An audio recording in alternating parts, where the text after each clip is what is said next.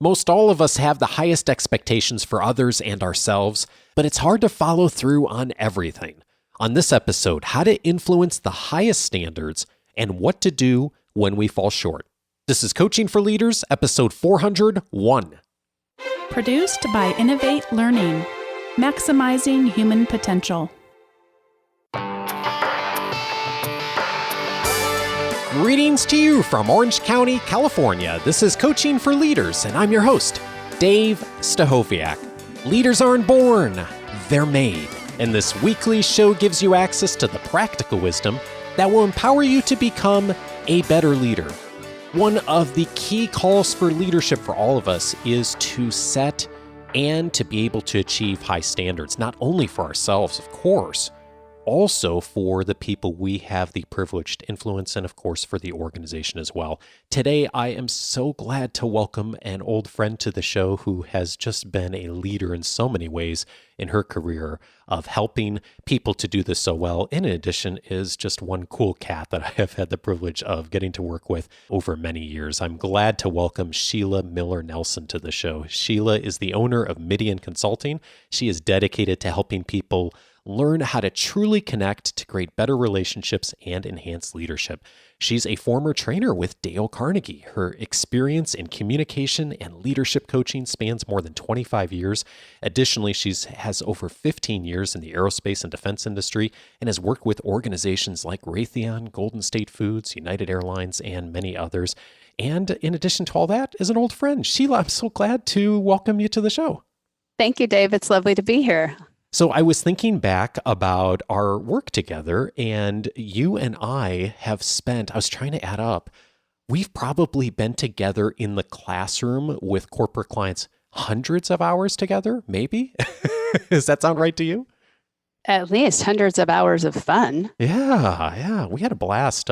Sheila, as I mentioned in the bio, was a Carnegie instructor for many years, as I have been. And, one of the things that I loved about working with you, Sheila, amongst many things, is anytime we were on a project together, not only did I know that it was going to go great because of your talents, but I also knew we were going to have so much fun. So I'm so glad to welcome you. I'm glad to have you here.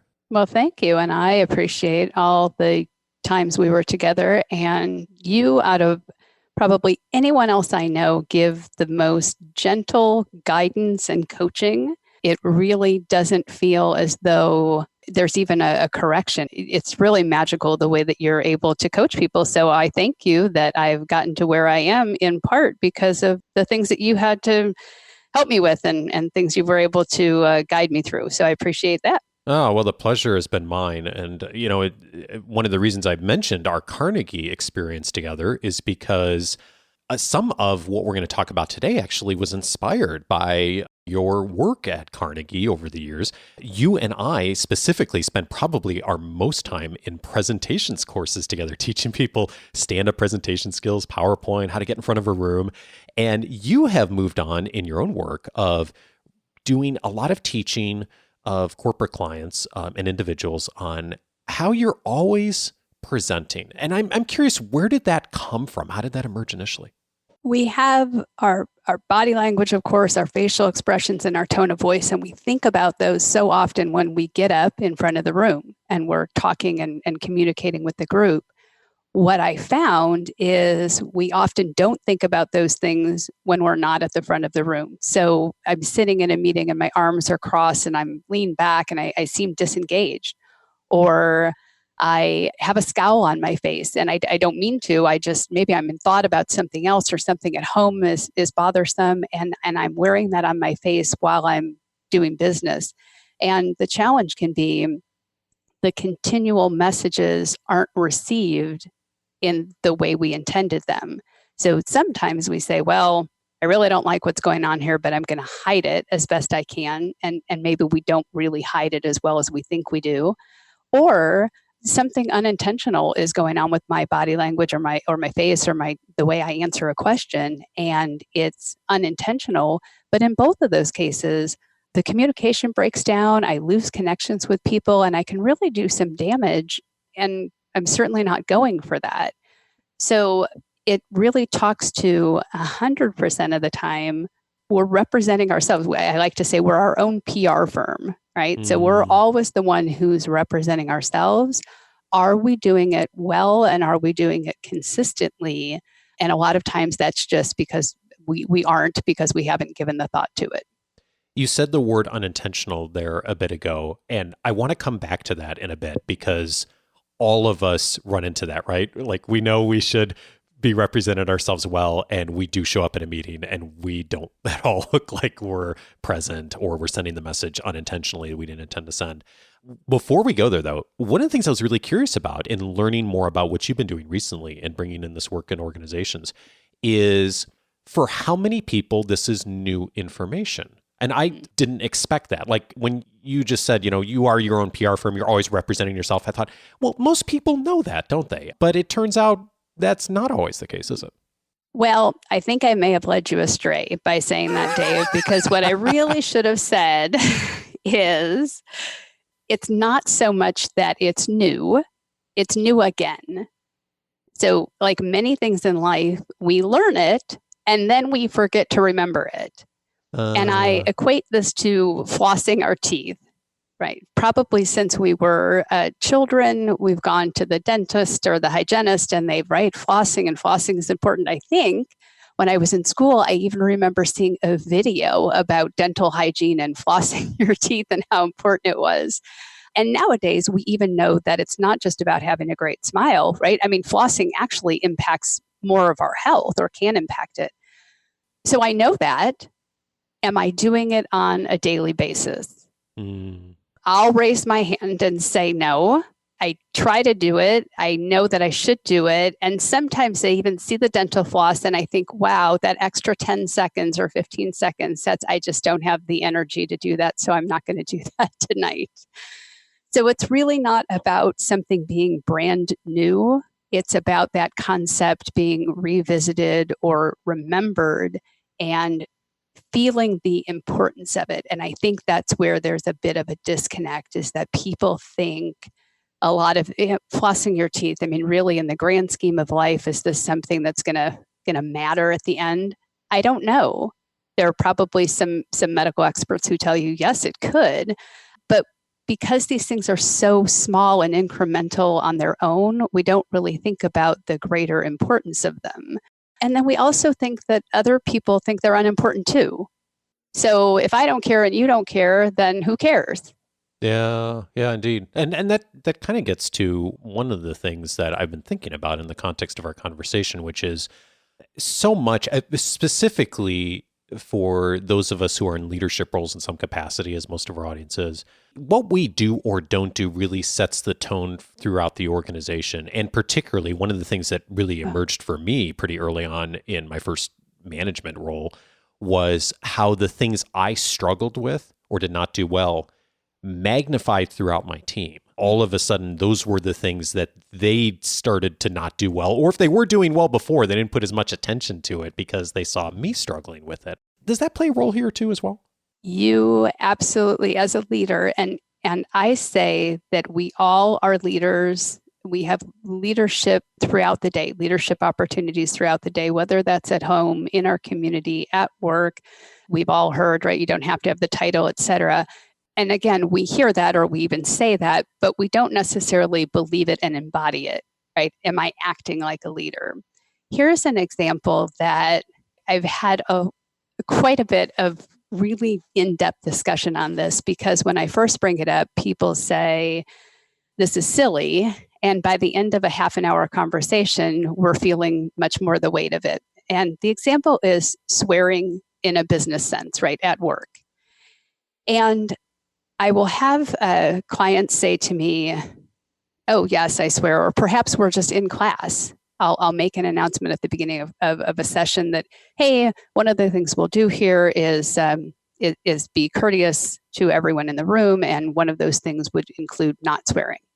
And then inevitably someone will swear. And so we'll talk about, well, yes, I mean, it's not a big deal, right? We're all adults here in the room, and lots of people do it. And it's kind of the feeling of, well, just, get over it. It's not a big deal. If I, as a leader, have that attitude, let's say in my staff meeting or throughout the workday, that's no big deal, and I do it and I let other people do it and it's no big deal. Now, one of my team members takes that attitude to a client site, right? So now I've perpetuated it or allowed it to happen.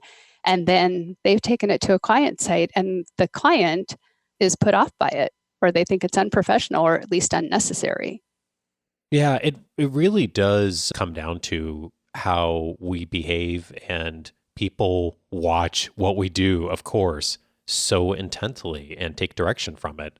I remember as a new Carnegie instructor going through certification for the first time, and I'm not sure if you heard this too, Sheila, but one of the things, there's an old quote from Carnegie, and I'm not going to get it right because I couldn't find the exact quote, but Carnegie said something to instructors in the realm of no participant in a training course will ever exceed the standard that's set by the instructor. That the instructor sets the bar. And if the instructor sets the bar in the middle or low, that very rarely is someone going to go beyond that. But if the instructor sets a very high bar, you give people then the freedom to really fulfill their potential as much as possible, at least in a training experience.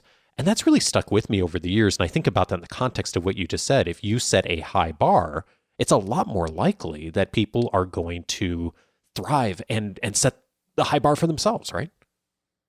Absolutely. And ultimately, we're saying to them when we set a lower bar, I don't want you to try. I don't need you to try. You're not worth it. I'm not worth it. The company's not worth it. The team's not worth it. It's such an absolutely negative message. I mean, I can't think of the good that comes from setting the bar anywhere except high. Now, sometimes people would say, oh, if you set it too high, then people won't strive for it because they know they can't achieve it. I think that a lot of leadership attitude comes into play there. How am I setting the bar? What am I saying about it? And probably most importantly, how am I acting? Am I jumping? Am I leaping? Am I trying all of my might and power to reach and grab onto that bar? Or not? Am I just saying, hey, it would be great for you guys. Here's this really high expectation and standard. But it goes back to what I practice, how I practice, right, is how I'm going to perform. So what I do, how I'm promoting all of this and how I perform, that's going to set the standard for the folks. Because Orrin Woodward, who's a leadership author, has a quote that lends itself to this. He says, average leaders raise the bar on themselves. Good leaders raise the bar for others. Great leaders inspire others to raise their own bar. And that can't happen. Right? That can't happen by me telling you, here's the bar, go reach for it. Yeah. I have to try as hard or harder than you're trying, right? So that you come along with me. I'm curious about something you said a moment ago of setting that high bar. You have been a business leader, a business owner, a facilitator, and you're, of course, a parent too. And do you think it is possible to set the bar too high, or is it more a matter of how to do it? What's the quote about asking the fish to climb a tree? Something like that, right? So I think you can set the wrong bar. I absolutely think we can look and ask people to do things that they're not equipped to do or that we haven't equipped them to do. So I think there is setting the wrong bar. I think as an organization, if we really dig deep into what our mission, our vision, our goals, what are we trying to accomplish as a team and as a company, and then also individually, if we have the right motive, I think we'll set the right bar at the right height.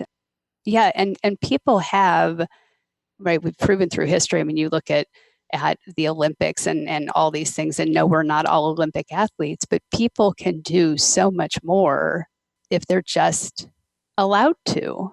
If we don't tell them you can't do it and they're allowed to achieve, oftentimes they will. Yeah. If the right bar is set, as you pointed out, I like not sending something that is not contextually isn't appropriate for the person or situation, but if the right bar is set and we give people the resources and of course the support and coaching to get there, I have been amazed how much people can and will do.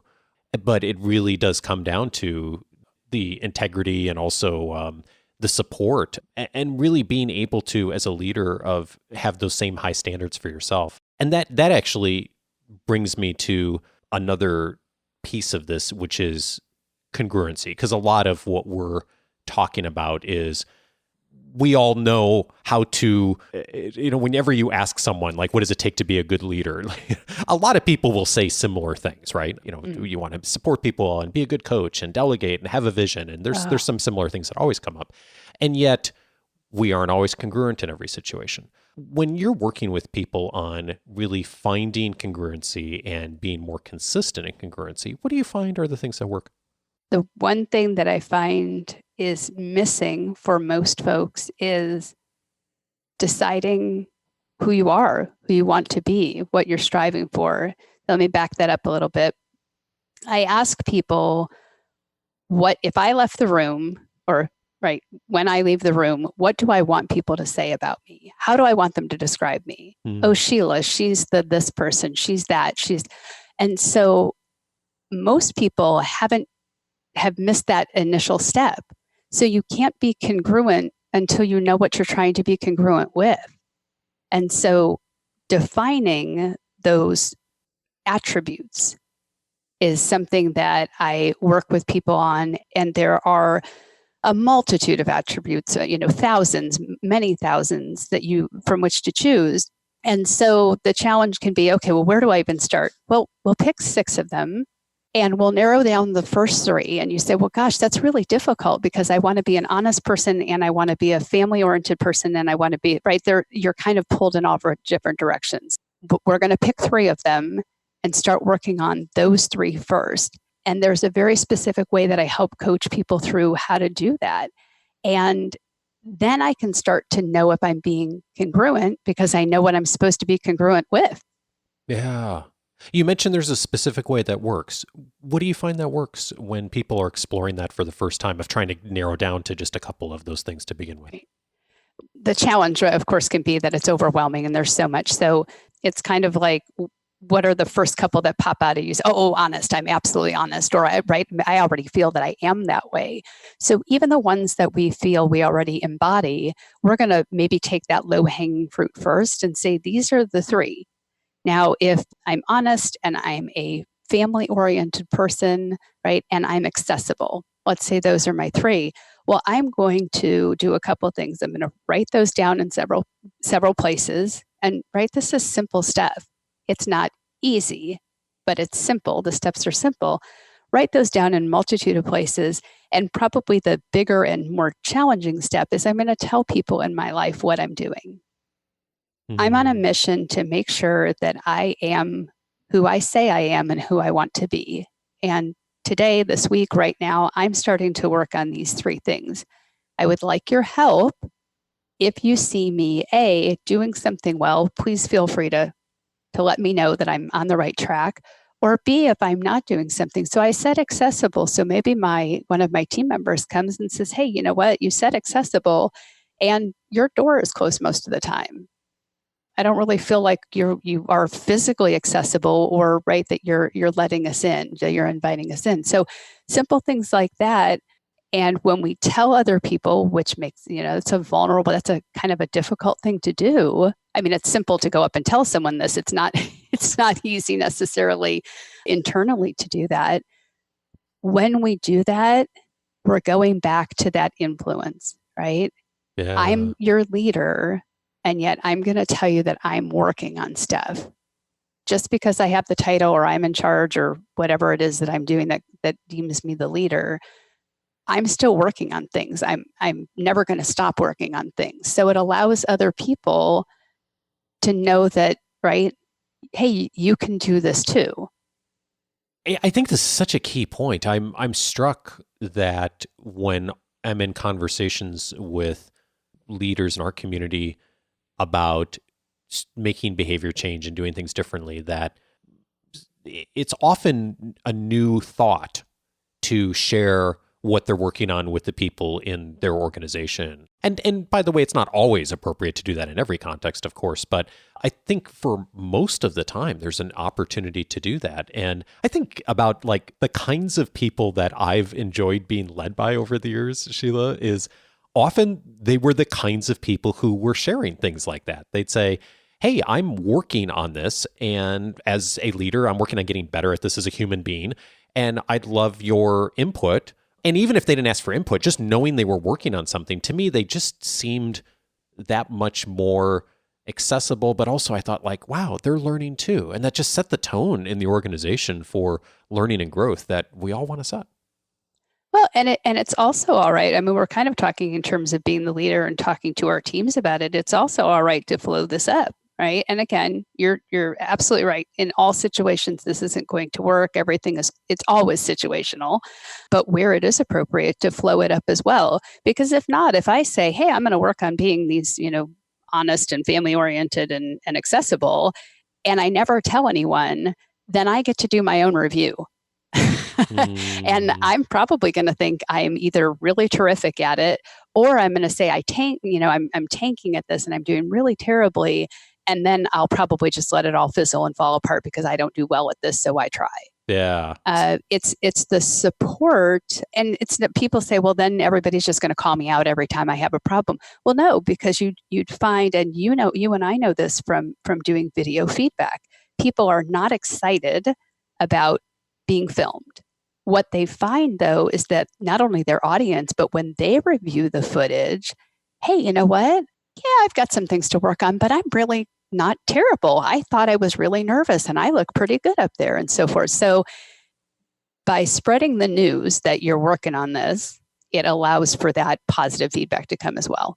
Some of our audience will recall me sharing the 90-day commitment we use in the academy. And one of the key points of that is exactly what you just articulated, Sheila, of getting other data points, right? Because we can delude ourselves either on the positive or the negative end of how we're doing.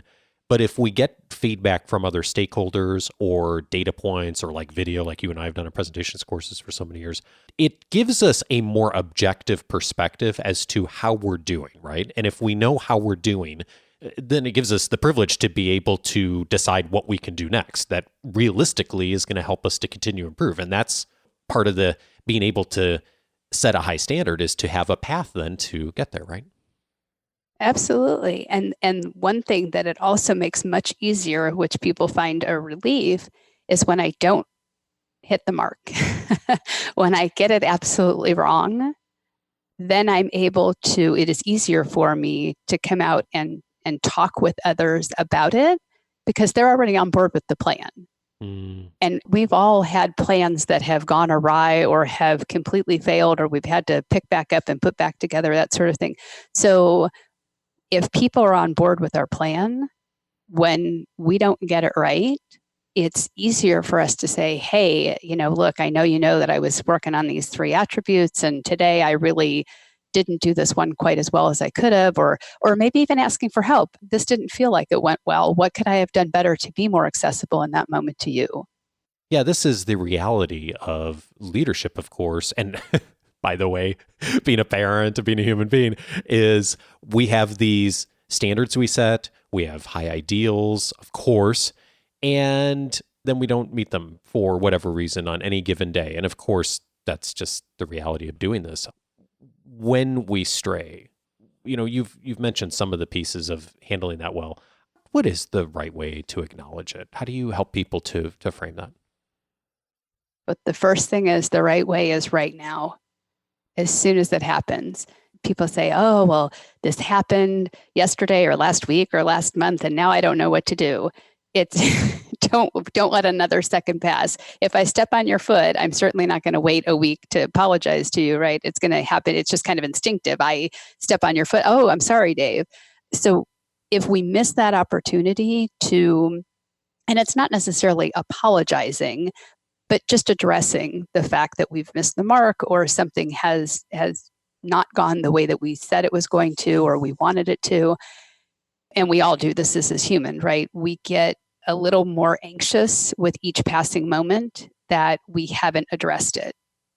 So my first thing is immediately, in fact, I just had a case come up, was talking with a gentleman last month, and he said, I did a presentation in December, and I basically told somebody all the things that were wrong in their organization. And not only did I tell them, but I wrote it in a PowerPoint and gave it to them. Oh, no. And that certainly isn't who he wants to be. He wants to be a collaborator. He wants to be someone who's known for his teaming and his support.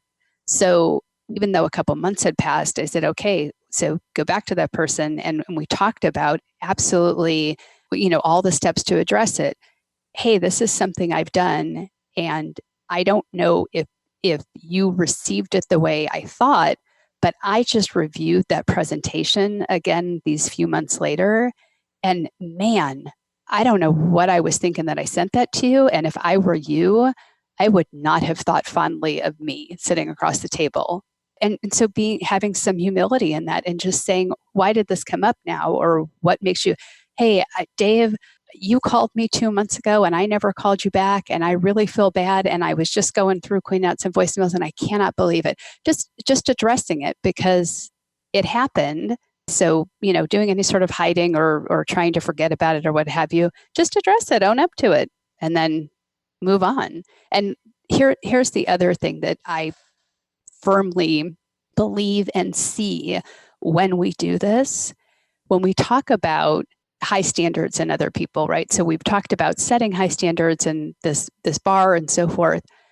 Having this humility and being able ourselves to go to other people when we've missed the mark allows us to gain some grace and compassion for when other people are in the same position.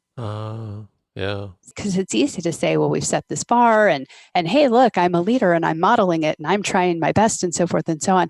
But what happens when they fall short? What happens when they don't do well? They need to see that modeled as well. How do I come to you and say, I missed the mark? And is it okay? And I'm going to have some grace for that. And it's not going to be the end of my career here. So, because it's interesting how many times people will say, no matter what their position, I mean, high level people are still concerned about, if I make a mistake, I don't feel like I can go to somebody and tell them. Organizations have kind of broken us in a way on this. We're getting a little better in a lot of places, but traditionally, of course, reviews happened once a month or annually or quarterly or whatever the cadence was in the organization. And we didn't talk a lot about performance between those times. And more, we're seeing folks, certainly in our community and in the broader organization world, get better at coaching in the moment. And that also means apologizing in the moment, right? If something happened that didn't work, of not waiting until the next review period. But I think sometimes it's easy to miss that because many of us have been conditioned to only have those conversations at some sort of regular interval. I also hear you making this distinction, Sheila, too, of we can both set the high standard in the organization and ask people to meet that high standard. And we can and will, as human beings, fall short of that occasionally and be real and be transparent when that happens and even ask for forgiveness when it's appropriate to do so.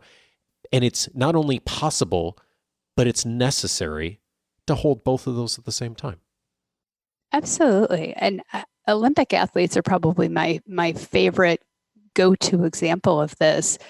I mean, think about it. You talk about a high bar. My goodness, right? I mean, we're talking about records and breaking last year's records or, years held records. But there's never a time when a coach says, well, you don't have to try for that today, or you don't have to try for that on this pass. It's just we're always trying and we're usually falling short. There's a lot of times when we're failing and learning and saying, well, that didn't work. Let's try it this way, et cetera. But if we embrace that as a team and as a company, including the leadership, then we're all in it together, right? We're all doing it together and it makes sense for everybody and everybody's comfortable there. It's certainly not something that we push on other people and don't do ourselves. And it certainly goes back to what we talk about in Midian with that connection. How do we connect with people? And when we're all working towards that same high bar and we're all falling short in different places and we're commiserating and helping each other and picking each other up after that, right? That's how we build a really solid team and company. Well, speaking of falling short, as we've talked about, leaders, of course, are called to set high standards, are called to hold each other and the organization accountable for those high standards. And of course, we all fall short. Sheila, where have you fallen short in this path and this journey, or where do you find yourself consistently falling short if there's some place? Well, I would say one of the places where I am not only recognize it in myself, but am called to the table on it, is being present at home with my children. So I have 3 children, and I find myself saying, please take your earbuds out when someone's talking with you. Please look up from your device when someone's talking with you, those types of things. And yet, I find myself on the other side of things where I definitely am having a conversation, my phone dings, I pick it up, it's a work-related text or situation. And so I get distracted and I start working on that.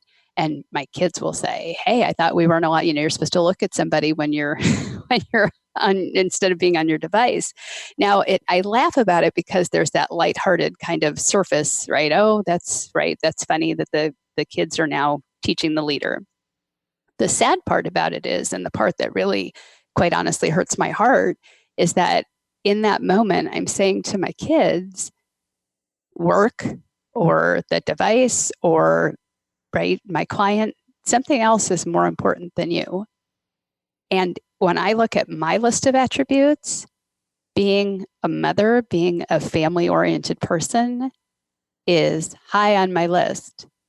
But in that moment, I'm not honoring what I've written down on my list. So, like I say, it's got that kind of surface lightheartedness to it, but underneath it all, it really is speaking to who I am and what what I'm choosing to do, but then how I'm influencing my kids. That's a small thing, going back to where we started this conversation, where a lot of people would say, oh, that's no big deal. People pick up their phone all the time. It's no big deal. That's what we do in society today.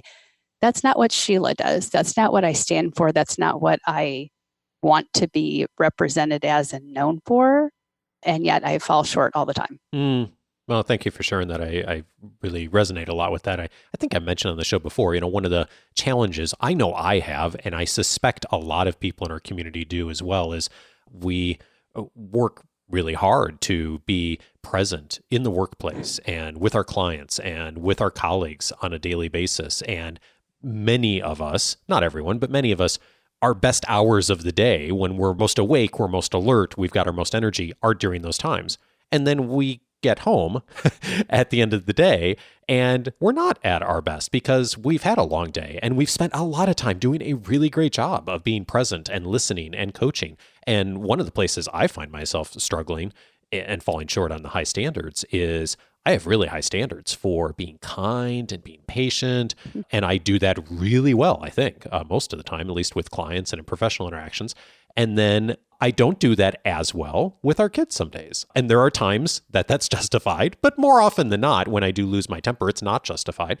And I remind myself of that dichotomy often that you mentioned too, Sheila, of that, we really do need to walk the talk. And sometimes the people we espouse of being most important in doing that well are the people that tend to suffer from it the most. So I think it's a good thing for all of us to be mindful of in the pursuit of setting and achieving these really high standards for ourselves. Sheila, I've had the privilege throughout my career in training to work with so many different kinds of instructors, and so many have just influenced me in wonderful ways. And you and really one other person in my experience at Carnegie are just at the top of my list of people who not only are so incredibly talented in the classroom and working with clients, but also just fabulous human beings. So I'm so glad you were able to share some of your wisdom with us. Thank you so much for the work you do. And we're going to have links to everything you're up to in the show notes. And if your organization's looking for someone who's doing a great job at helping people get more effective through training, Sheila's a wonderful resource for you. Thanks so much, Sheila. Thank you, Dave.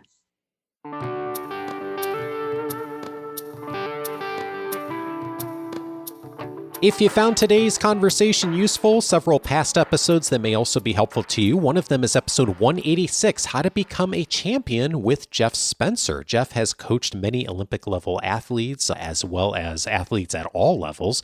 And on that episode, talked in detail about how athletes really go through the process of preparing for months, years in many cases, to perform in a moment that's sometimes only a few seconds or just a couple of minutes.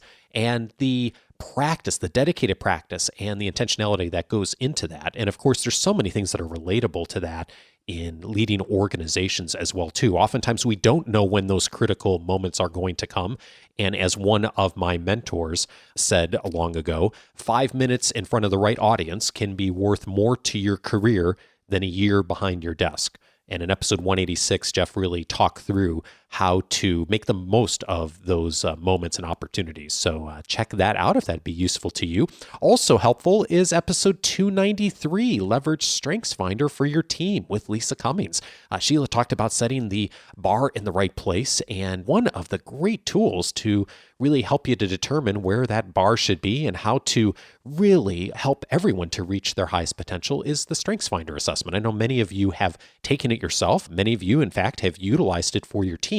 What you may not have done is take the next step. Now that you have that information and data from the assessment, you know your strengths and the strengths of the people around you, what do? That's the part where I find a lot of leaders and organizations often fall short of not really taking that next step to leverage StrengthsFinder fully. Lisa Cummings does that in her work every single day and taught us about that in detail in episode 293. So that's a great one to check out if you're looking for a tool to do that. By the way, for those of you who have used StrengthsFinder or are interested in doing that, Lisa is a great resource. She does tons of work for organizations with that. She also has a podcast called Lead Through Strengths. It's a monthly show. It's a great complement to this show and will help you to learn the talents and the model of StrengthsFinder even better. So again, that's episode 293. You can find out more on that. Also valuable from this conversation, checking out, will be episode 361, The Truth and Lies of Performance Management with Michael Bungay-Stanier, the author of the very popular book, The Coaching Habit, which I know many of you are familiar with. One of the things Sheila and I mentioned in our conversation is that we need to get out of this habit of not just giving feedback every quarter or every 6 months or whatever the review cycle is, but for that to be a regular practice in leadership at all levels. And one of the things that Michael has found in their research of talking to organizations and looking at what's changing in performance management and some organizations getting rid of performance reviews or changing it in some substantial way, people are all over the map on how they're doing that. But one thing that is very consistent as a trend in many organizations is we're seeing not only the action, but the encouragement of organizations to be much more mindful about giving regular, consistent coaching and feedback, not just at review points, but throughout daily interactions. We talk about that in detail in episode 361. So check that out if that would be of interest to you and knowing what other organizations are out there doing in terms of performance management these days. And you can reach, of course, all of those episodes on the coachingforleaders.com website. And if you want to take the next step, you can activate your free membership at coachingforleaders.com. That will give you access to all of those past episodes. But in addition, it's also going to give you the ability to search the entire library by topic. So if you're looking for something on assessments or feedback or talent development or personal leadership, as today's episode is tagged as, you can go in there and search for all of our expert interviews since 2011. It'll also give you access to the free 10-day audio course, 10 Ways to Empower the People You Lead, plus all of the member casts, my personal library, and a ton more that's inside the free membership portal. Coachingforleaders.com is where to go. Bonnie and I are back next week for the monthly question and answer show. If you've got a question you'd like to submit for our consideration for next week or the first Monday of every month when we do the Q&A show, go to coachingforleaders.com/feedback. Submit your question. Thank you so much if you do. Have a fabulous week and see you next week back with Bonnie. Take care.